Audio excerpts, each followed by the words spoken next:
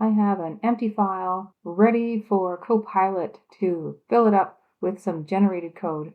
When I open the file though, notice in the little chat window that the file name is in italics. That's pretty sneaky. So the file name is there, making you think everything's good. But when you give your prompt, VS Code wants to put the generated code in a new file.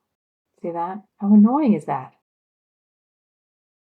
In the little chat window, if you click on that italicized file name, notice it's not in italics anymore. Now the same prompt causes that code to be put into the file where you want it to go.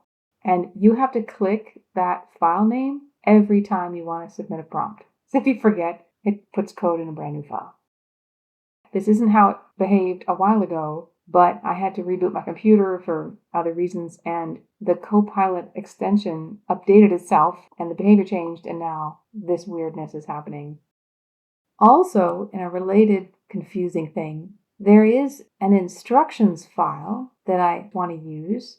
I didn't actually specify that the instructions file should be used, but after I submitted my prompt, the instructions file got added, even though I never said to. Like, I forgot. I don't think you should be pulling in the instruction file if you don't tell it to.